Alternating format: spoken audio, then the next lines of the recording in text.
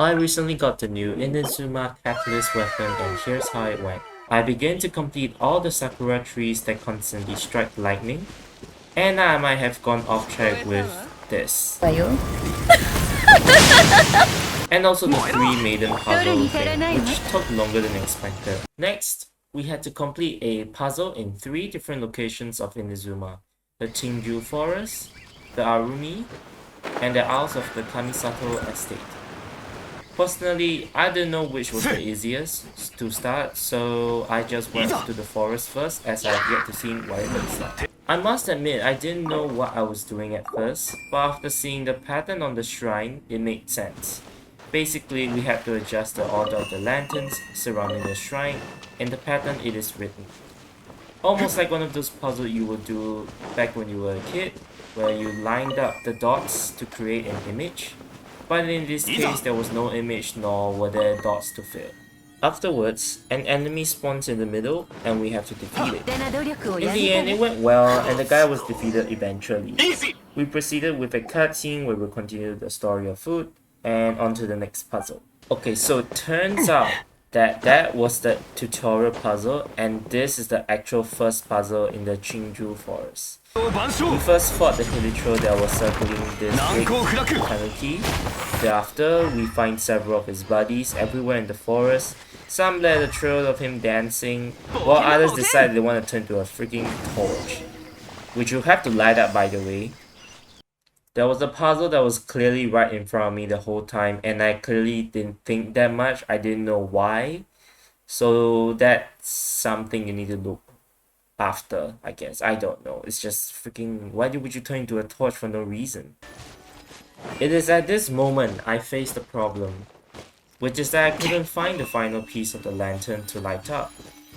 There is generally 5 lanterns in each of the puzzles and they correspond with one another to light up everything.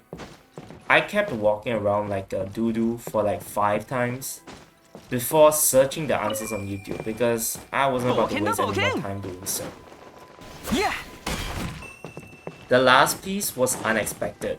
It was located in a corner, a freaking corner of the puzzle which I missed every time I went to look and basically scouted the whole area. But after I collected my sanity from the flaws of my anger, I proceeded to complete the mission and told myself to prevent it from happening again and defeat the boss. And poof, to the next scene. Little did I know it happened again because I'm doo-doo for some reason. After the cutscene, we proceeded to the next puzzle located in Arumi to be completed. I don't really know how you say it. I do apologize in advance if I said it wrong. But I'm just gonna call it Arumi.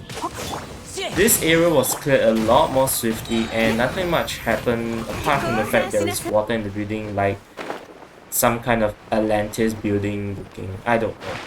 Sadly, I forgot to record the 3rd puzzle of this series because my doodle brain didn't press the record button at all, and I do apologize for that.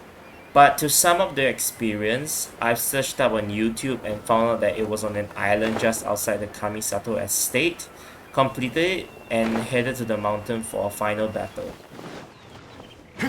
After completing all the 3 puzzles at 3 different locations, we arrived at the opening of the mountain, where we will meet Kazari in a cutscene, the same person who has been with us this time. After that, I began to glide into the void, I don't know, the purple donut, to meet this giant purple tumor-like thing. It was horrifying. I don't know, it was not horrifying, it was just oof. There's also the first enemy which is on the field that we have to defeat. I desperately made the pattern while also summoning the electrograms because this area has something similar to the sheer code of Dragon Spine where it will deal damage over time without the presence of the electrogram. It was not that difficult to create the pattern, but it can be troublesome at times as the electrograms might disappear, and because I'm a doo-doo, I will forget about it, which led to one other fatal mistake. My Ningguang died. I have forgotten to place a electrogram, and the damage over time killed her. I was so distracted by how close the boss was to dying that I didn't even notice that I've gained no energy particles from the boss itself, which means I got no heals from Bennett. And to make matters worse, my revival foods were also on cooldown, and when my doodle brain should have just healed with the normal foods, I didn't even do it. All hope seems lost as my DPS have died and energy recharge was 0. But I persevered since it was already low and I'm not turning back because I didn't want to. So with Bennett's elemental skill and Zhongli's shield, I whittled down the boss health and in the end succeeded.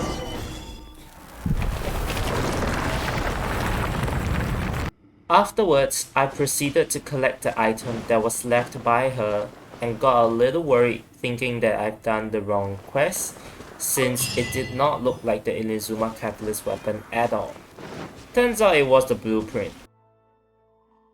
Finally, I got it! I can't believe how much incredible work was put into the puzzle of Inazuma and how hard I had to work for it. I'd say it's worth it though. The story was very interesting to go through, and MiHoYo really puts in a lot of effort each time they push out a new patch, which is wonderful. I still remember back then we just had Amber to light up 4 torches to get a chest from a simple puzzle. I guess you can say these ones left me puzzled. I will be crafting this weapon and testing it out on characters. As of why, just gotta stick around to find out in the next video.